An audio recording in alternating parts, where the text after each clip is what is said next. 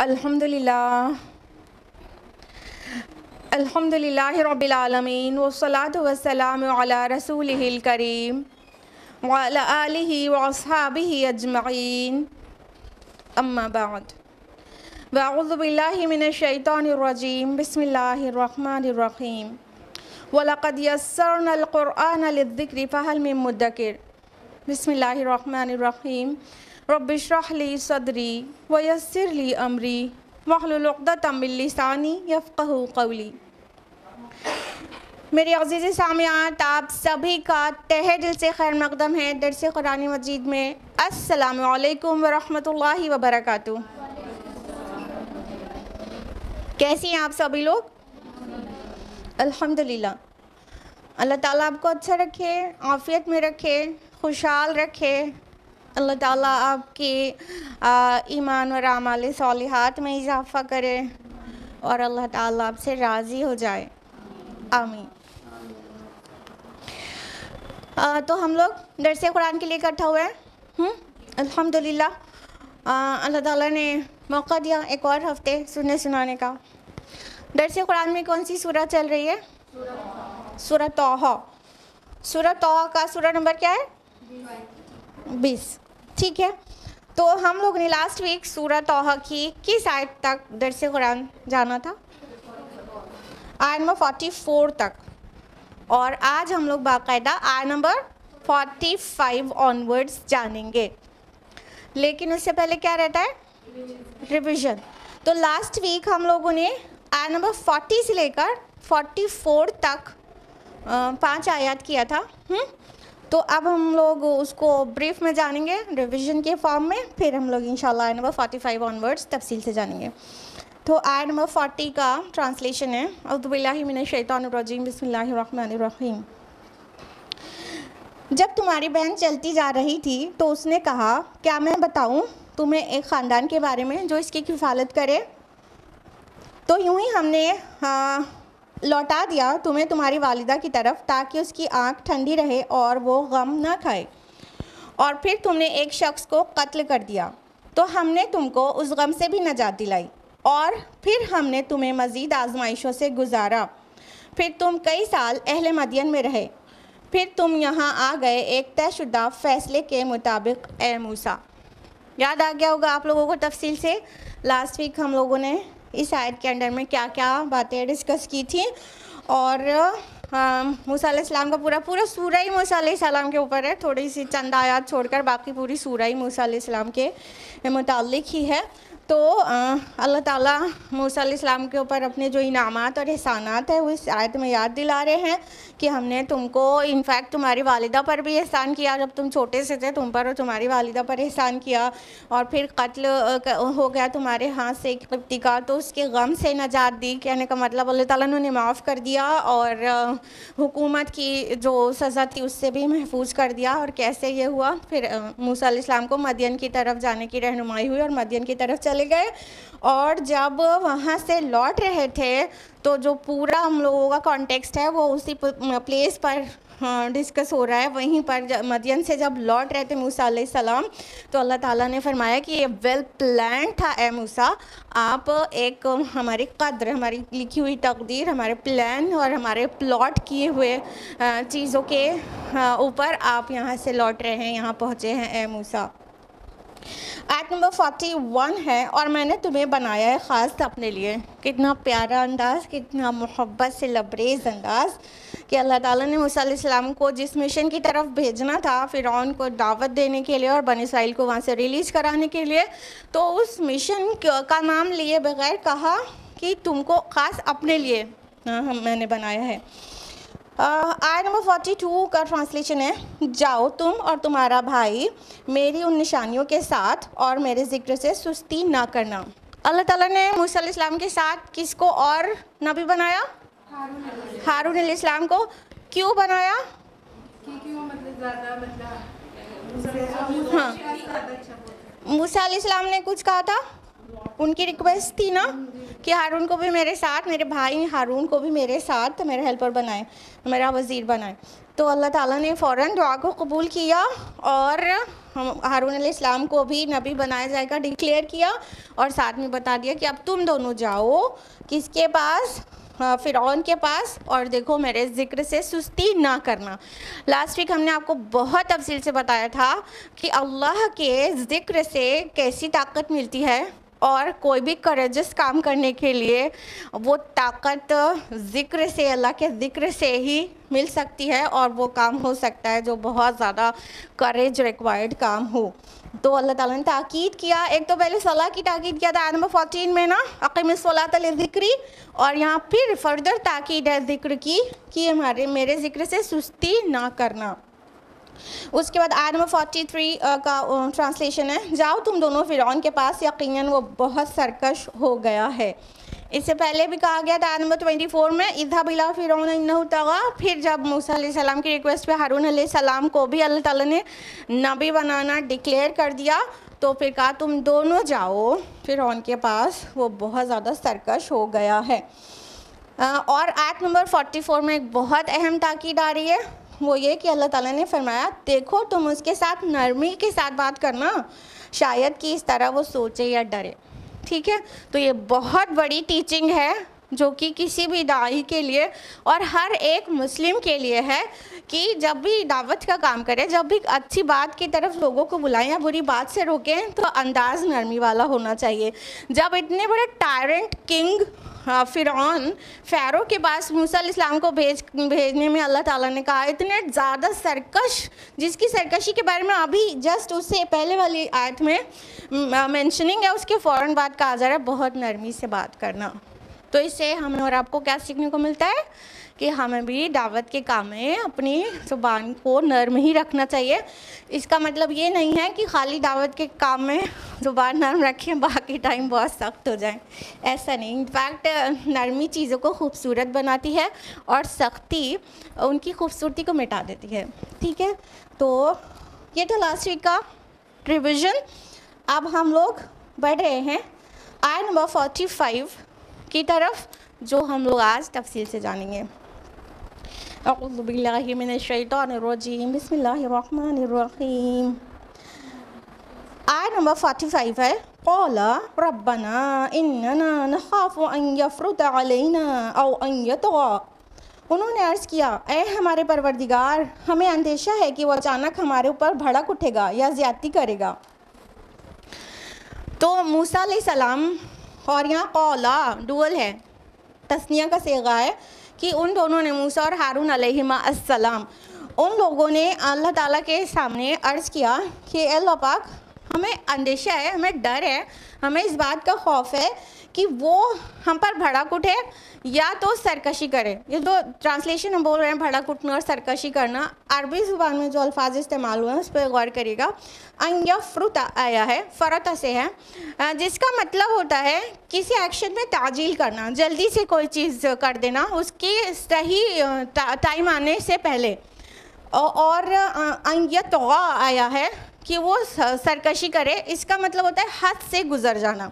तो मूसा और हारून अलैहिमा अस्सलाम एक्चुअली क्या कह रहे हैं कि ऐसा महसूस होता है, हमें इस बात का डर है कि कहीं ऐसा ना हो कि फ़िरौन हमारी पूरी बात सुने भी ना, टाइम से पहले वो कोई एक्शन ले ले। कहने का मतलब हम जब दावत लेकर उसके सामने जाएं तो यफ़्रुता, तो कहीं ऐसा ना हो कि वो हमारी पूरी बात हमको कहने का मौका ही ना दे, बस हमको देखकर भड़क उठे, थोड़ी सी बात हम बोल पाए और उससे पहले ही वो पूरी बात सुने बगैर, पूरा मुद्दा जाने बगैर वो कोई एक्शन ले ले और हम लोगों को वहाँ से ख़त्म करवा दे या हमारी बात वहाँ तक पहुँच ही ना पाए, टाइम से पहले एक्शन ना ले ले। और फरमाया कि और कहीं मतलब तुग़यानी ना करे, कहीं सरकशी ना करे, यानी बात तो पहुंच जाए लेकिन उसके बाद इतनी बुरी तरह से भड़क उठे, इतनी कि वो मतलब हमारी जो दावत है वो उसका कोई मुफीद नताइज वहाँ से बरामद ना हो।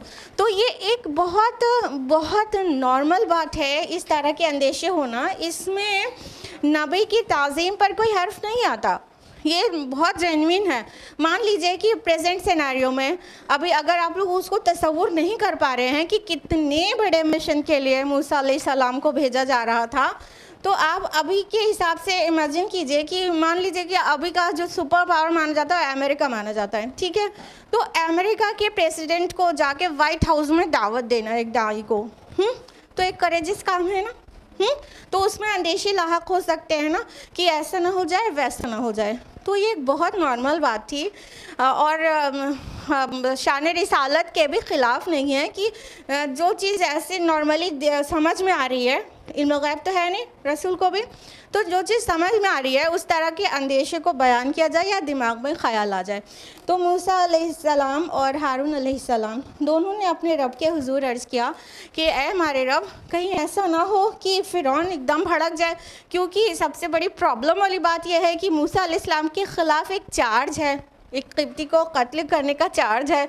तो मूसा अलैहिस्सलाम को देख के ऐसे ही भड़क जाना है उसको, और इस बात के लिए और ज़्यादा भड़क जाना है कि हमारे महल में तुम पले बड़े हो और हमारे परवरिश पे हम पले बड़े हो, और आज आकर एक नई चीज़ पेश कर रहे हो। क्योंकि जो इंसान तकलीदी जहन का होता है वो बहुत जल्दी से उसमें चेंज बर्दाश्त नहीं कर पाता। और फ़िरऔन की जहाँ तक बात है तो फिर वो तो बादशाह था और बहुत सरकश और बहुत जालिम बादशाह था। उसके जुल्म का अंदाज़ा यहीं से लगाया जा सकता है कि वो बनी इसराइल को बहुत ज़्यादा सप्रेस करके रखे हुआ था और बहुत तरह तरह के मज़ालिम उनके ऊपर करता था। और साथ ही जब उसको एक ज़रा सा खटका हुआ इस बात का कि मेरा तख्ता न पलट जाए, तो उसने ऐसा ज़ालिमाना हुक्म वहाँ पर लगा रखा था कि उनके बेटों को बनी इसराइल के कत्ल करा देता था और बेटियों को छोड़ता था। तो उसके जुल्म का और सरकशी का इससे पता चलता ही है कि वो किस हद तक जालिम था। मतलब एक अंदेशे की बुनियाद पर एक पूरी प्रोजेनी को तबाह करने का ऑर्डर दे चुका था, और ये ऑर्डर 2 बार लग चुका है। जब मूसा अलैहिस्सलाम छोटे से थे, फ़िरौन के महल में गए थे, तो वो फ़िरौन दूसरा था, ठीक है। जब मूसा अलैहिस्सलाम आके दावत दे रहे हैं तो ये उस फ़िरौन का बेटा है। क्योंकि जो फ़िरौन है, आपको हम इससे पहले भी बता चुके हैं, फ़िरौन किसी का नाम नहीं है, ये एक बादशाह का लक़ब होता था ना मिस्र के। तो जो फ़राइना इसका प्लूरल है, तो वो फ़िरौन दूसरा था, ये फ़िरौन दूसरा है। 2 बार ये हुक्म मिस्र में लग चुका था कि बनी इसराइल के बेटों को कत्ल कर दो और बेटियों को खाली छोड़ो। तो इस तरह का अंदेशा होना कुछ भी हर्ज की ही ना बात है और ना ही शान रिसालत के कुछ भी ख़िलाफ़ है। आयत नंबर 46 है, क़ाल ला तख़ाफ़ा इन्ननी मअकुमा अस्मअु व अरा। फरमाया तुम डरो नहीं, यकीनन मैं तुम दोनों के साथ हूँ, मैं हर बात सुनता और देखता रहूँगा। सुभान अल्लाह।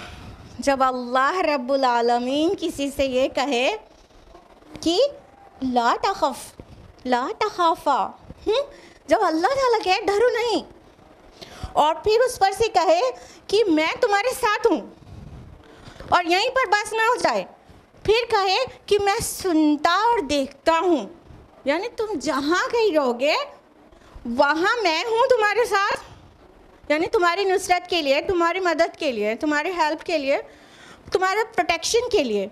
और उस पर से ये कहा जाए कि मैं सुनता और देखता हूँ, तो कैसा ज़बरदस्त सपोर्ट और कैसा ज़बरदस्त इंथुजियाज्म फील हो जाएगा किसी के अंदर कि जब अल्लाह साथ है तो पूरी कायनात मिलके भी मेरा बाल भी विका नहीं कर सकती। तो कैसा मतलब लगातार आप देख रही होंगी कि मूसा अलैहिस्सलाम के ऊपर अल्लाह ताला की कैसी बड़ी बड़ी नवाजिशें हैं, कैसी बड़ी बड़ी नेमतों इकराम हैं, और किस अंदाज में अल्लाह ताला ने मूसा अलैहिस्सलाम को सपोर्ट किया, उनकी दुआ को देना एंड ग्रांट किया, और हर तरह से बहुत ही मोहब्बत भरे अंदाज में उनके हर बात का जवाब मिल रहा है, बहुत मोहब्बत भरे अंदाज में। तो यहाँ पर अल्लाह सुब्हान ताला क्या कह रहे हैं, कितनी बड़ी बात, जब अल्लाह ताला खुद कह दे कि किसी भी मिशन पे भेजे और फिर कह दे मैं तुम्हारे साथ रहूँगा everywhere, I will protect you, I will help you, और साथ में मैं सुनता और देखता हूँ, तुम्हारे साथ क्या पेश आ रही है मैं सुन रहा हूँ।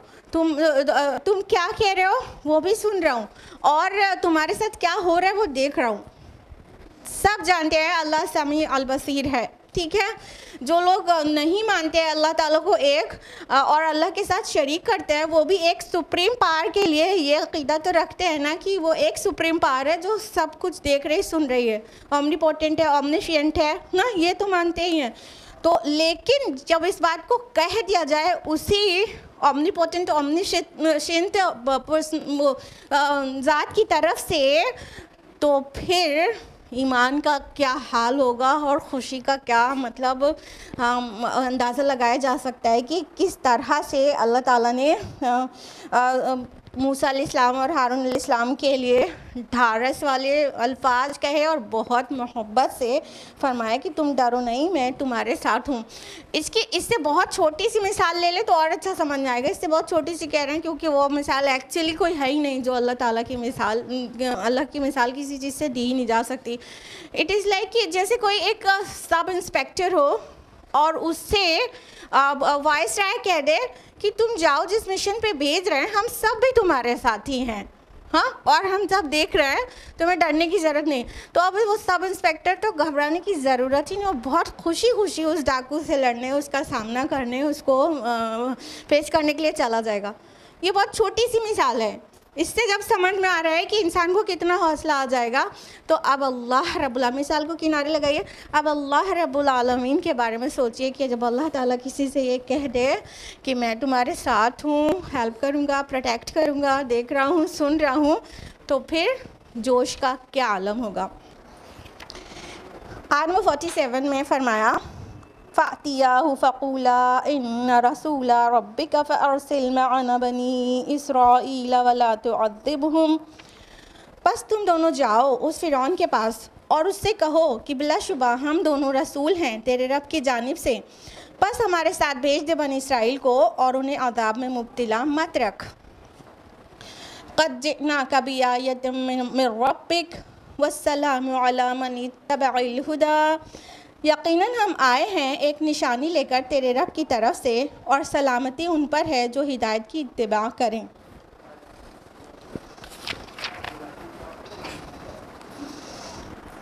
आयत नंबर 47 में अल्लाह ताला ने क्या फरमाया कि बस तुम दोनों जाओ फ़िरौन के पास और उससे कहो कि हम दोनों अल्लाह के रसूल हैं। अब यहाँ पे दोनों के लिए रसूल लफ्ज़ आया है।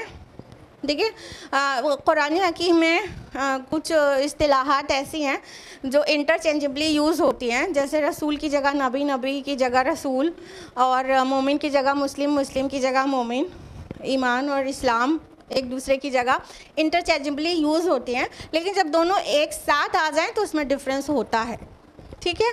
तो यहाँ पे तो कह दिया गया तुम दोनों रसूल हो, जबकि हम लोग अच्छी तरह से जानते हैं कि जो ऊंची पोस्ट थी वो मूसा अलैहिस्सलाम को मिली थी, हाँ। हालांकि हारून अलैहिस्सलाम मूसा अलैहिस्सलाम से बड़े कि छोटे हैं? बड़े हैं, लेकिन रिसालत के मनसब पर मूसा अलैहिस्सलाम को फ़ैज़ किया गया और उनसे बड़े, उम्र में बड़े हारून अलैहिस्सलाम को नबी बनाया गया।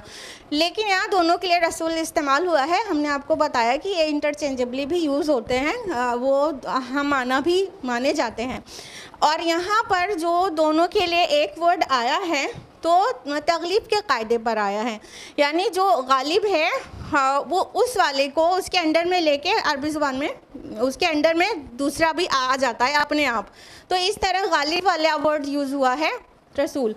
तो अल्लाह ताला ने फरमाया है कि तुम दोनों जाओ फ़िरौन के पास और कहो हम अल्लाह के रसूल हैं और हमारे साथ बनी इसराइल को भेज दे और उन्हें अज़ाब में मुब्तला मत रख। बनी इसराइल को कहाँ जाना था? बनी इसराइल को प्लान था, मूसा अलैहिस्सलाम को मिशन देकर भेजा गया था, इनको यहाँ से रिलीज़ करके कनान लेकर जाना है, इनकी मदरलैंड लेकर जाना है। तो दो मिशन पर थे मूसा अलैहिस्सलाम और हारून अलैहिस्सलाम, दो मिशन पर थे। एक तो दावत देना, तौहीद की दावत देना, ठीक है, वो जो अम्बिया का जो फर्स्ट और फॉरमोस्ट मिशन होता है, और सभी अम्बिया और रसूल में ये पॉइंट, ये मिशन बिल्कुल ही कॉमन है, ठीक है। अल्लाह की तरफ, अल्लाह की वहदानियत की दावत देना और साथ में आखिरत की दावत देना। और जब रसूल पैगाम लेके जा रहा है तो नेचुरल है कि रिसालत की दावत अपने आप हो गई कि भाई हमारे पास वही आती है, जब तक रिसालत नहीं मानेंगे तो बाकी की जो ईमान की दावत है वो मानना बेसलेस ही हो जाता है। तो ईमानियाती सलासा की तरह के साथ रसूलों को भेजा जाता है। उसमें फ़र्स्ट और फॉरमोस्ट थिंग जो होती है वो क्या? तौहीद की दावत। तो एक तो ये जनरल मिशन हो गया जो सभी नबी और सभी रसूल को दिया गया। अलग अलग नबियों, अलग अलग रसूलों को कुछ स्पेसिफिक मिशन भी दिया गया है। तो मूसा अलैहिस्सलाम का जो स्पेसिफिक मिशन था वो क्या था? आप लोग बताइए। तौहीद की दावत देना। और जो स्पेसिफिक मिशन था वो क्या? अभी तो मेंशन किया। एग्जैक्टली। अब आप लोग प्रेजेंट माइंडेड हैं। बनी इसराइल को वहाँ से रिलीज़ कराना, क्योंकि वो उन्हें बहुत अज़ाब दे रहा था। और ये अज़ाब दोनों तरह की बात हो सकती है।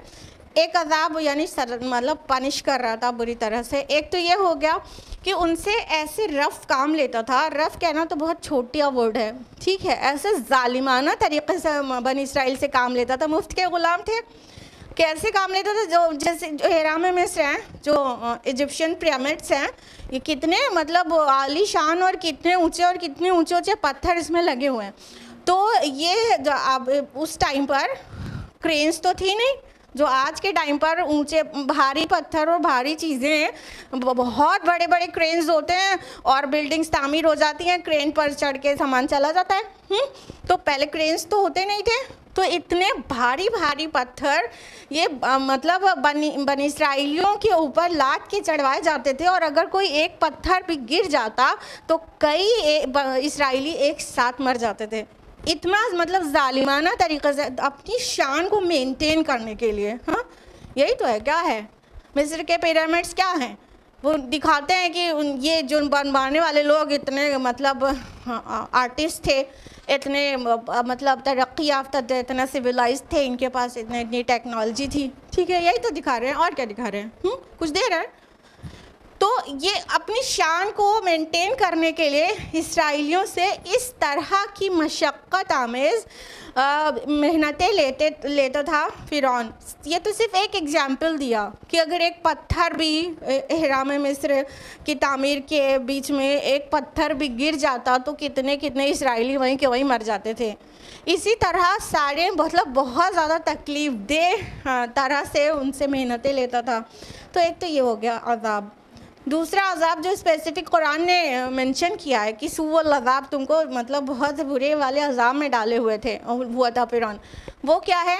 वही वाला ऑर्डर जो अभी बताया आपको, एंड एवरीबॉडी नोज़ कि इसराइलियों के बेटों कत्ल करा देने का ऑर्डर था। तो ये भी तो बहुत बहुत बड़ी बात है ना। बहुत बुरी तरह से किसी को परसिक्यूट किया जाए तो इतना बड़ा, पूरी प्रजनी को उनकी तबाह करने की बात थी। तो इस तरह जो यहाँ पे वर्ड अज़ाब आया है कि और बनी इसराइल को हमारे साथ भेज दे और उन्हें दर्दनाक अज़ाब में मुब्तला मत रख, यानी जिस तरह से उसे उन्हें टॉर्चर किया जा रहा है उससे रिलीज़ कराने के लिए हम आए हैं ए फ़िरौन। फिर आगे ये फरमाया कि यानी अल्लाह ताला ने कहा कि तुम जाके कहना यकीनन हम आए हैं एक निशानी लेकर तेरे रब की तरफ से। क़द जिनाका बि आयतिन मिन रब्बिक। यहाँ पे आयतिन वर्ड आया है, आयतुन, ठीक है। तो ये एक निशानी हो गया, दो निशानियाँ नहीं। तो यहाँ पे जो एक निशानी कहा गया है ये ऑन द होल कहा गया है, ये दलील को कहा गया है, ये हुज्जत को कहा गया है, ठीक। वो असाई मूसा को नहीं कहा गया है क्योंकि अदवैज़ा भी तो साथ में था और निशानियाँ भी थी। मूसा अलैहिस्सलाम कई निशानियाँ लेकर गए थे जो दो बहुत ज़्यादा स्पेसिफ़िक और बहुत ज़्यादा ख़ास हैं। तो यहाँ पे निशानी से मुराद एक्चुअली मौजज़ा नहीं है, पूरी हुज्जत और पूरी दलील है। यानी मूसा अलैहिस्सलाम जाके जिस तरह से वो अपने को रसूल साबित कर रहे हैं और वो सारी चीज़ यहाँ पे आया है। तो यहाँ आयतुन आया है, भी आयतिन, एक निशानी लेकर आए अपने रब की तरफ से, यानी दलील लेकर आए हैं, तुम्हारे पास बुरहान लेकर आए हैं। इत्माम हुज्जत करने आए हैं कि अल्लाह एक है और बनी इसराइल को अजाब मत दो, हमारे साथ उसको रिलीज़ कर दो। आगे फरमाया और सलामती उन पर है जो हिदायत की इत्तिबा करें। अब सलामती उन पर है जो हिदायत की इत्तिबा करें, और यहाँ पर हिदायत से मुराद ऑफ कोर्स इस्लाम है। इस्लाम ही तो हिदायत का रास्ता बताता है ना। हर नबी हर रसूल को दीन इस्लाम देकर भेजा गया, तो कहला दिया गया, यानी अल्लाह ताला कह रहा है तुम लोग जाना और उससे कहना कि सलामती उस पर है जो हिदायत यानी इस्लाम की इत्तिबा करें। इस्लाम क्या है? कि सरेंडर कर देना अल्लाह ताला के आगे अपने आप को, यही तो इस्लाम है। हाँ, अपनी जो भी ख्वाहिशात हैं और अपने जो भी मकासद हैं, अगर वो अल्लाह ताला की मर्ज़ी के ख़िलाफ़ हैं तो वो सबको से सरेंडर हो जाना, दस्तबरदार हो जाना, हैंड्स अप कर देना अल्लाह ताला के आगे कि अब हम मेरे ऊपर हमारी सोसाइटी पर अल्लाह ताला का हुक्म लगेगा। यही तो इस्लाम है। तो फरमाया कि सलामती उन पर है जो हिदायत की इत्तिबा करें, यानी इस्लाम की इत्तिबा करें, जो इस्लाम को कबूल कर लें, जो पैगाम देकर भेजा गया है मूसा और हारून अलैहिस्सलाम को, उसको मान लेते हैं तो उनके लिए सलामती है। और ये हमेशा के लिए है। ये सिर्फ फ़िरौन को बताने वाली बात नहीं थी, सारी दुनिया में हमेशा ही सलामती इस्लाम लेकर आता है। चाहे इस्लाम को कितना बदनाम कर लिया जाए, चाहे इस्लाम के मानने वालों को टेररिस्ट कहा जाए और इस्लाम को आतंकवाद से जोड़ा जाए, ये बिल्कुल एब्सर्ड बकवास होगी, क्योंकि इस्लाम तो सलामती की तरफ बुलाता है। इस्लाम का माना ही सलामती होता है। तो यहाँ पर हिदायत बामाना हुदा बामाना इस्लाम है, तो इस्लाम में जो आ जाए उसके लिए सलामती है। ये अंदाज़ तो मुस्बत है, लेकिन इसका जो कंट्रास्ट है वो अपने आप में उसका मनफी पहलू बयान कर रहा है। यानी अगर नहीं माना तो सलामती और खैर नहीं है। जो भी नहीं मानेगा, जो भी दावत जो मूसा अलैहिस्सलाम दे रहे हैं इस्लाम की, वो जो भी नहीं मानेगा फिर वो सलामती से नहीं रहेगा, वो जहन्नम का ईंधन बन जाएगा। बात मुस्बत अंदाज में कही जा रही है, लेकिन उसको कंट्रास्ट तसव्वुर करो तो अपने आप तंबी भी उसके अंदर आ जा रही है। आयत नंबर 48 है, इन्ना क़द उहिया इलैना अन्नल अज़ाब अला मन कज़्ज़ब व तवल्ला। हमारी तरफ ये वही की जा चुकी है कि उस पर अज़ाब आएगा जिसने झुटलाया और मुंह फेर लिया। सुभान अल्लाह, कितना हकीमाना अंदाज है बात को कहने का। देखिए, डेयरिंग बात तो ये होती कि ये कह दिया जाता कि हमारी तरफ वही की जा चुकी है कि अगर तूने नहीं माना तो तुझ पर अज़ाब आ जाएगा। हाँ, एक डेयरिंग बात होती। लेकिन अगर इस तरह कहा जाता तो क्या होता कि मूसा अलैहिस्सलाम जिस मकसद को लेकर गए थे, उस मकसद में कामयाबी होने के बजाय फ़िरऔन का जो मकसद था उसके मकसद में काफ़ी हेल्पिंग हो जाती ये बात। यानी सब भड़क उठते, फ़िरऔन खुद भड़क उठता, यानी सल्तनत पूरे भड़क उठते, दरबार में जाके पेश करना है ना हम लोगों को, तो सबके सब भड़क उठते, तो वहीं से दावत कमज़ोर पड़ जाती। तो अब जब ये कहा जा रहा है, मनफी बात कही जा रही है, तो थर्ड पर्सन के लिए कही जा रही है। ये नहीं कहा जा रहा है तुझ पर अज़ाब आ जाएगा, सेकंड पर्सन को ड्रेस नहीं करके कहा जा रहा है, बल्कि थर्ड पर्सन से कही जा रही है, जिसने नहीं माना उस पर अज़ाब होगा। ठीक है, जिसने झुटलाया और मुंह मोड़ा उस पर अज़ाब होगा। अब दावत की हिकमतें सीखते चलेगा। ठीक है, जहाँ लोग जानना चाहते रहते हैं ना दावत की क्या हिकमत है, कुरान में कहाँ पे मिलेगी, तो जब हम दावत की हिकमत जानना चाहते हैं तो कुरान को इसी नज़र से एक बार पूरा पढ़ डालें, और नबियों ने जिस जिस तरह से पेश किया है जहाँ जहाँ भी, चाहे मूसा अलैहिस्सलाम फ़िरौन के सामने पेश कर रहे हों, चाहे यूसुफ़ अलैहिस्सलाम अपने जेल के साथियों के सामने पेश कर रहे हों, वो सारे मकामात भी आपके पास आपके रीडिंग में आएंगे। तो वहीं वहीं उसके अंदर अंदर दावत की हिकमतें पिन्हा होंगी, वो आपको पहचाननी होगी। तो यहाँ पे आई तो हम आपको बता रहे हैं कि देखिए, जब कहा गया अज़ाब आएगा तो थर्ड पर्सन के लिए कहा गया। जो नहीं माना उस पर अज़ाब आएगा। अगर किसी की इस्लाह करना चाहो तो दावत के अलावा इस्लाही काम में भी अगर आप डायरेक्टली कह दें कि इसी तरह ग़ीबत करती रही ना तो एक दिन जहन्नम में जलोगी, तो छोड़ देगी ग़ीबत करना। हाँ, लेकिन अगर आप ये कहें कि ग़ीबत करने वालों के लिए खाली ग़ीबत ही उनकी जहन्नम में ले जाने के लिए काफ़ी हो जाएगी, अभी उनकी कह रहे हैं थर्ड पर्सन, तो सामने वाले का ईगो नहीं हर्ट हो रहा है, उसके जज्बात को और उसके ईगो को खुसूसन ठेस नहीं पहुंच रही है, तो बात सुनता रहेगा। लेकिन अब कह देंगे तुमने नहीं माना तो तुमको ये हो जाएगा, तुम्हारे साथ वो हो जाएगा, तो सामने वाला भड़क जाएगा। हाँ, कोई भी वो भड़क जाएगा। फिर जालिम बादशाह फ़िरौन की बात ही तो कितना ही ज़्यादा भड़क जाता, और उसे तो मौका ही चाहिए था इनफैक्ट। तो कहा गया जिसने नहीं माना, झुटलाया और मुंह फेर लिया, उस पर अज़ाब आ जाएगा। क़ौला फमन रब्बुकुमा या मूसा, फ़िरौन ने कहा कि ए मूसा तुम दोनों का रब कौन है। अब जब मूसा अलैहिस्सलाम, अब देखिए यहाँ बीच में सारी तफसीलात छोड़ दी गई हैं, ठीक है। कहाँ पे थे हम लोग? मैदान तुआ में अल्लाह ताला मूसा अलैहिस्सलाम को रसूल डिक्लेयर कर रहे हैं और अपने सारे इंस्ट्रक्शंस दे रहे हैं, ये करना है। हारून अलैहिस्सलाम की रिक्वेस्ट की कि उनको मेरा हेल्पर बनाया जाए, अल्लाह ताला ने मान लिया। फिर बता रहे हैं कि अब तुम दोनों को जाना है।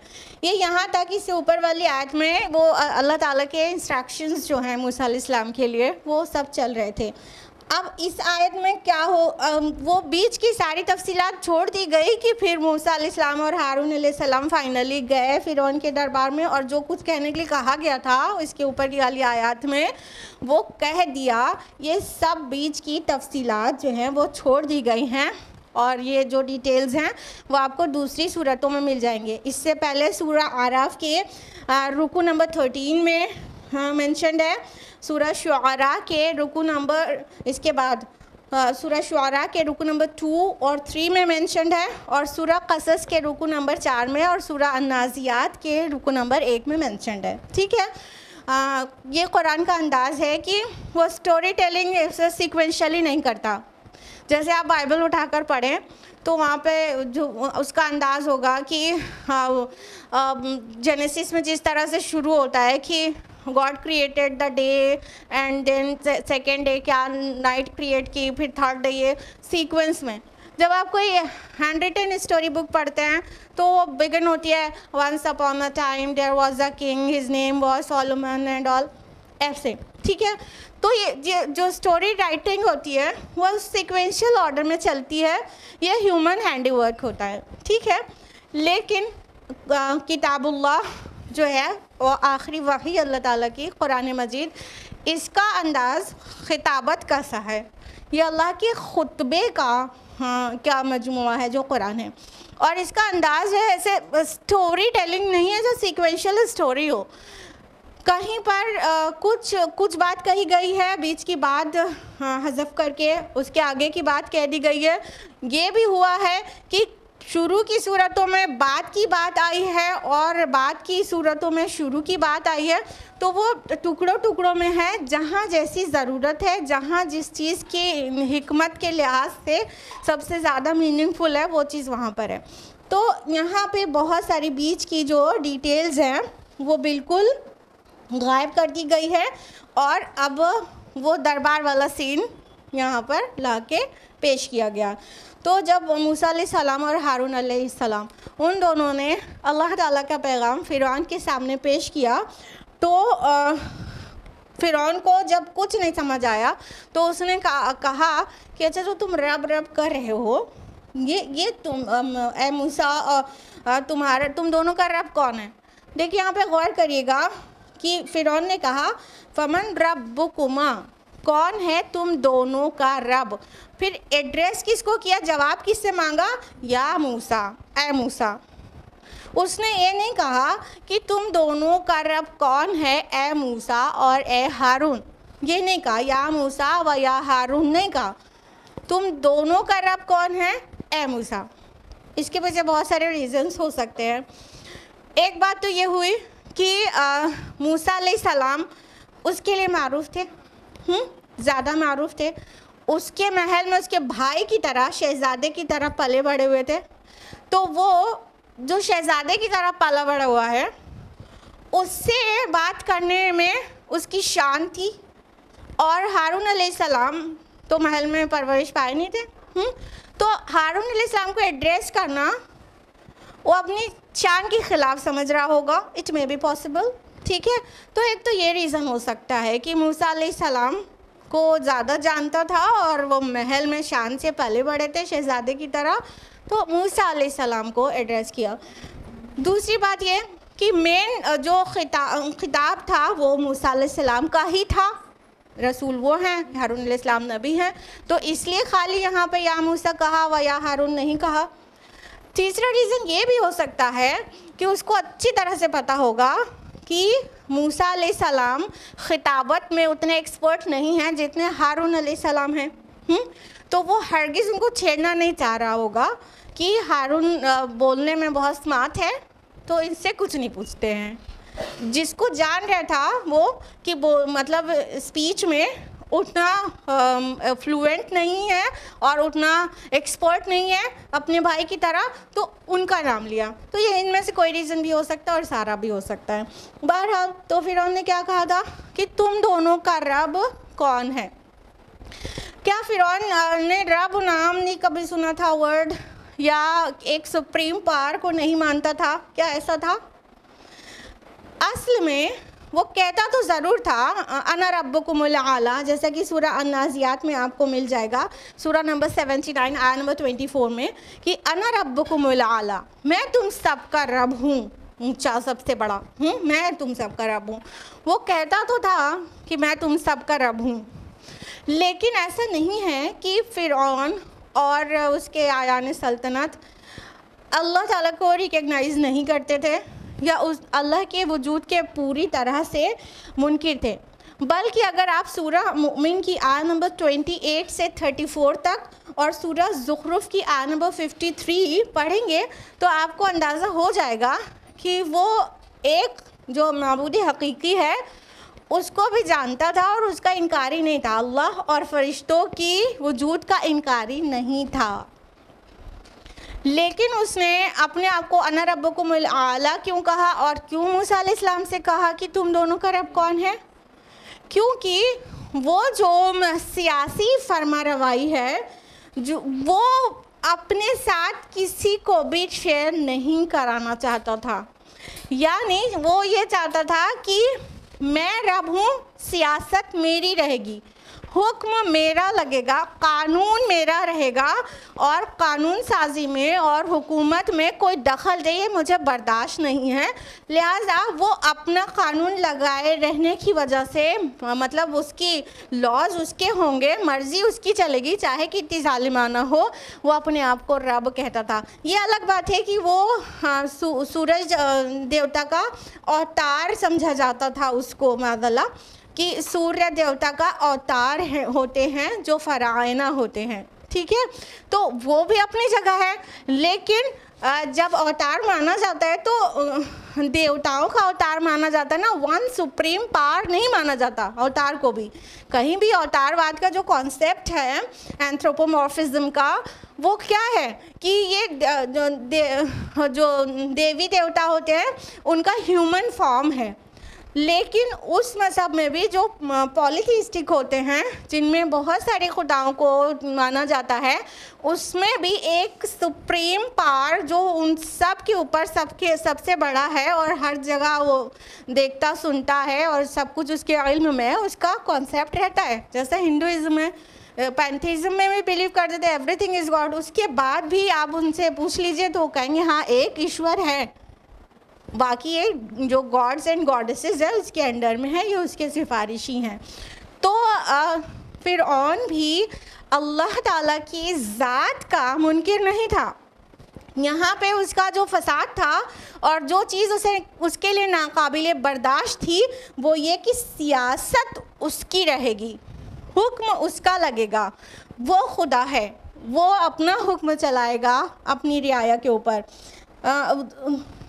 तौरात में भी ये मेंशन्ड है कि उसने रब के लिए इस तरह का एब्सर्ड सवाल किया था book of Exodus chapter number 5 verse number 2 में, कि जब मूसा अलैहिस्सलाम ने अपने मैसेज को दिया, अल्लाह ताला की तरफ से जो मैसेज मिला था, तो फ़िरौन ने कहा कि कौन है खुदावंद कि मैं उसको सुनूं, उसकी आवाज़ को सुनूं और बनी इसराइल को जाने दूं।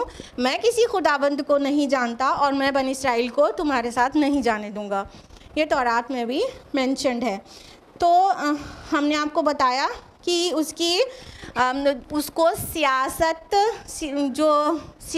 में रुबूबियत खुदावंदी को मानने से उसको इनकार था, ना कि वो ये कह रहा था कि पूरी कायनात मैंने तख्लीक की है, नहीं कह रहा था ना।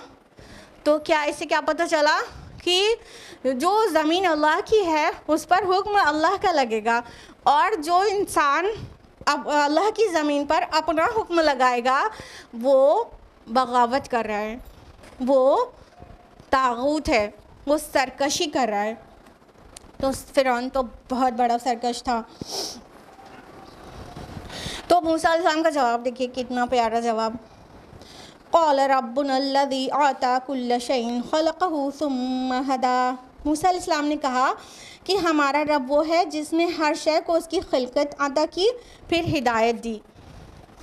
अब मूसा अलैहिस्सलाम ने भी ऐसा जवाब दिया कि वो किसी भी तरह किसी भी गैर खुदा पे या किसी भी डायटी अदर दैन अल्लाह सुब्हानहू व तआला पर फिट हो ही ना सके।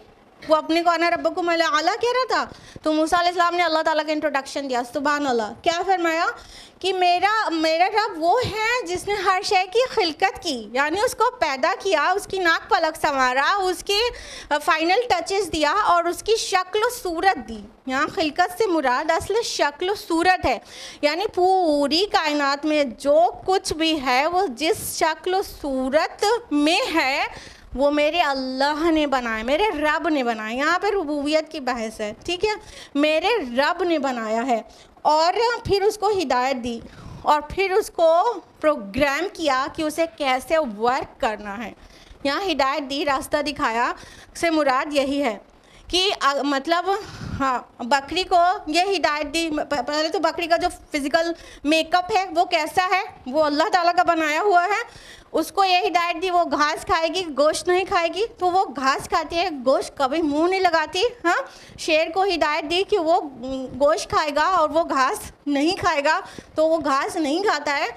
हाथ को सेब पकड़ने का काम लिया जाता है और बहुत सारे काम लिए जाते हैं। तो हाथ को उसका फिज़िकल मेकअप कैसा होगा कि वो अपने काम को सक्सेसफुली कर सके, उस तरह का बनाया गया है, ठीक है। कौन 2 पैर पे चलेगा, कौन 4 पैर पे चलेगा, कौन अपने पेट पर रेंग कर चलेगा, ये अल्लाह ताला का बनाया हुआ भी है और हिदायत दिया हुआ भी है। हिदायत को बहुत अच्छी तरह से समझिए कि अल्लाह ताला ने जिसको भी बनाया है उसके जो ज़रूरियात और मकासद हैं उसको हल कैसे हो सकेंगे उसके अकॉर्डिंगली उसको शेप अप किया है, ठीक है। जो लोग साइंस पढ़े हुए हैं और स्पेशली बायोलॉजी पढ़े हुए हैं वो इस बात पर क्या गौर करते हैं या उन्होंने अपनी स्टूडेंट लाइफ में गौर किया है कि अल्लाह ताला ने कितना सूटेबल मेकअप में हर किसी को रखा है। इंसान को जैसा बेस्ट ऑफ द क्रिएशंस जैसा हो सकता है वैसा बनाया है, और जहाँ रहना है, जितना टेम्परेचर वो बर्दाश्त कर सकता है उस हिसाब की उसकी पूरी बॉडी है। और हर एनिमल और हर क्रिएशन और सारे प्लांट्स ये सारे के सारे उस तरह के हैं जैसे हैबिटेट में वो होते हैं, ठीक है। एडेप्टेशन पढ़ा है, आप में से सभी लोगों ने पढ़ा होगा, ज़रूरी नहीं है कि आपने BSc MSc किया हो तभी एडेप्टेशन पढ़े। Adaptation class 5th onwards start हो जाता है पढ़ाना, ठीक है। तो एडेप्टेशन में ये पूरा बताया जाता है ना कि ऊँट को रेगिस्तान में रहना है तो उसे बहुत दिन फूड एंड वाटर की स्कैसिटी रहेगी, तो उसके बॉडी के ऊपर एक हम्प होता है जिसके अंदर फैट स्टोर्ड होता है, तो बहुत दिन उसे खाने और पीने को ना मिले तो फैट उसको एनर्जी देता रहता है। और उसके पैर जो होते हैं वो चपटे होते हैं और उसमें स्पंजी होते हैं, पफ लगा होता है, तो वो जब चलता है तो रेत में वो चल सकता है, ये आपके दूसरे जानवर रेत में चल सकते हैं क्या? हाँ, तो ऊँट को रेगिस्तान में रहना है तो उसकी बॉडी उस तरह से एडॉप्टेड है ना।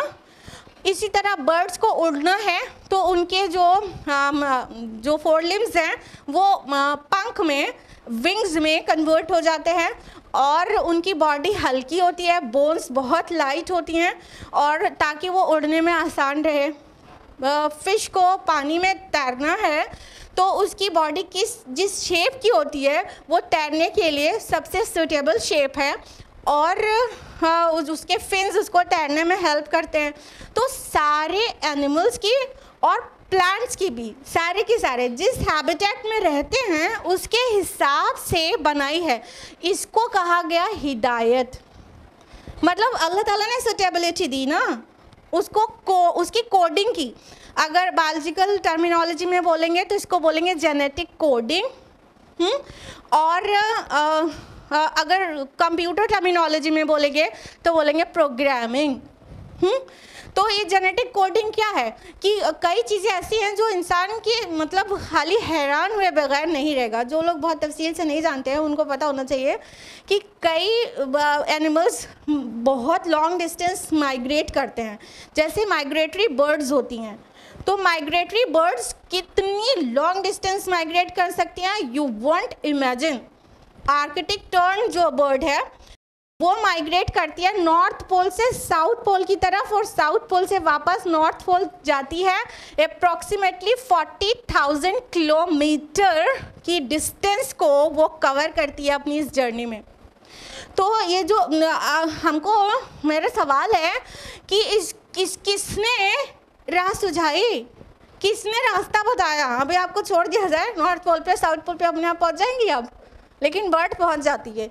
आर्कटिक टर्न अगर अब उसका पहला, उसकी लाइफ स्पैन का पहला माइग्रेशन भी है, स्टिल वो मतलब स्मार्ट इनफ है अपने रास्ते को पहचानने के लिए और नॉर्थ पोल से साउथ पोल पहुंच जाती है। सुभान अल्लाह, 40,000 किलोमीटर की दूरी को वो कवर करती है। तो वो जो रास्ता है वो जेनेटिक कोडिंग के जरिए जीन में है उसके, वो पहुंच जाती है और वापस आ जाती है। इसी तरह बहुत सारी माइग्रेटरी फ़िश होती हैं डिफरेंट टाइप्स की। तो वो फ़िश बहुत सारी फ़िश सी वाटर से मैरीन वाटर में, मैरीन वाटर से सी वाटर में माइग्रेशन करती हैं। कुछ फ़िश मैरीन वाटर से ही मैरीन वाटर में माइग्रेट करती हैं, डिफरेंट टाइप्स की होती हैं। और जो सबसे ज़्यादा जो फ्रेश वाटर फ़िश जो सबसे लॉन्ग डिस्टेंस माइग्रेशन करती है वो है डोराडो कैट फ़िश। 11,600 किलोमीटर वो स्विम करती है अपने माइग्रेशन में। तो और उसके अलावा नॉर्थ पैसिफिक ग्रे व्हेल जो है वो सबसे ज़्यादा लॉन्ग डिस्टेंस माइग्रेशन करती है। वो मैरीन वाटर से मैरीन वाटर में माइग्रेशन करती है। इसकी पूरी ट्रिप में 12,400 किलोमीटर्स की दूरी तय होती है। हम क्यों बता रहे हैं? ये हिदायत किसने दी? ये कोडिंग किसने की? रूट की कोडिंग। जब फर्स्ट माइग्रेशन है तो रूट की कोडिंग किसने की? अल्लाह ताला ने। क्या कहा कि अल्लज़ी आता कुल्ला शैइन खलक़ा सुम्मा हदा, जिसने बनाया हर चीज़ को फिर उसको हिदायत दी, उसी रास्ता दिखाया कि हाउ टू लिव, कैसे जीना है और अपने फूड के लिए और अपने लाइफ सर्वाइवल के लिए, हर चीज़ पाने के लिए और अपने को प्रोटेक्टेड रखने के लिए क्या क्या करना है। कैमोफ्लेज आप लोग जानते होंगे, किस एनिमल्स में होता है? कैमेलियन में होता है ना। गिरगिट जानते हैं? गिरगिट तो उसका एक रेस्क्यू बिहेवियर उसका ये रहता है कि वो जहाँ पे रहता है उसकी सराउंडिंग में उसका कलर चेंज होके उससे सराउंडिंग के एकदम मिक्स हो जाता है। ये क्या है? रेस्क्यू बिहेवियर है उनका। तो रेस्क्यू बिहेवियर अल्लाह ताला ने एनिमल्स में क्यों बनाया? ताकि उनकी प्रोटेक्शन हो सके प्रेडेटर्स से, ताकि उसका जो दुश्मन है उसे हमला ना कर सके। तो ये सारी चीज़ें जो हैं अल्लाह ताला ने कैसे महफूज रहना है, कैसे फूड वाटर और जो भी लाइफ की नेसेसिटीज़ है उसको कैसे पूरा करना है, वो सब प्लान करके प्रोग्राम करके जीन्स में कोड कर दिया। जो लोग जेनेटिक्स पढ़े हुए हैं या मॉलिक्यूलर बायोलॉजी पढ़े हुए हैं वो जानते हैं कि जेनेटिक कोडिंग का क्या मतलब होता है। तो ये जीन्स में कोडेड है, जो एनकोडेड है एवरीथिंग। तो ये एनकोडिंग के ज़रिए चीज़ें होती हैं। बच्चा मदर्स वूम में है तो नॉन फीडिंग स्टेज में है, फीड नहीं कर रहे हैं मुँह से, और पैदा होता है और वो फीड करना सीख जाता है। कौन सिखाता है? हाँ, सोचा करिए, बहुत सोचा करिए, उससे अल्लाह ताला की मारिफत हासिल होगी। हम आपको साइंटिफिक एक्सप्लेनेशन इसलिए देते हैं कि जो लोग साइंस जानते हैं अब वो चीज़ पढ़ें, अब वो चीज़ देखें तो अल्लाह ताला की मारिफत उनके अंदर बढ़े और वो ज़िक्र करें और शुक्र करें। तो अल्लाह ताला की कितनी प्यारी मतलब तारुफ मूसा अलैहिस्सलाम ने दिया कि जो फ़िरौन ये कर सकता था, हर चीज़ को उसने पैदा किया है, बनाया है, शेप अप किया है और उसकी अकॉर्डिंग एनकोडिंग की है, उसकी जेनेटिक कोडिंग की है कि हाउ टू लिव, कैसे जीना है, कैसे महफूज रहना है। ये कोडिंग फ़िरौन ने नहीं की है ना, अना रब्बुकुमुल आला कह रहा है, और मूसा अलैहिस्सलाम ने अपने रब की ऐसे इंट्रोडक्शन दिया कि वो एकदम फेल हो गया और अब उसके पास ये क्लेम करने के लिए बाकी नहीं रह गया था कि नहीं रब वो ही सिफ़ात मेरे अंदर भी है, नहीं क्लेम कर सकता था ना। तो वहीं से वो बिल्कुल धराशायी हो गया। उसके आगे जो उसने सवाल किया वो बहुत भड़काने वाला सवाल था, लेकिन वक्त इजाज़त नहीं देता कि कंटिन्यू करें। अल्लाह ताला की जो का इंट्रोडक्शन जो मूसा अलैहिस्सलाम दे रहे हैं वो आगे कंटिन्यूड है। हम लोग नेक्स्ट वीक तफसील से जानेंगे इंशाल्लाह कि मूसा अलैहिस्सलाम ने और क्या क्या अपने रब के मुताल्लिक कहा और फ़िरौन ने कौन सा भड़काऊ सवाल कर लिया था। तो आज के लिए इतना ही। आयत नंबर 50 पर हम लोग रुक रहे हैं। अल्लाह ताला से दुआ है कि वो हम सबको कुरान मजीद पढ़ने, समझने, गौर व फिक्र करने, गौताज़नी करने, अमल करने और दूसरों तक पहुँचाने की तौफ़ीक़ अता फ़रमाए। आमीन। व आखिरु दावाना अनिल हम्दुलिल्लाहि रब्बिल आलमीन। वस्सलामु अलैकुम व रहमतुल्लाहि व बरकातुहू।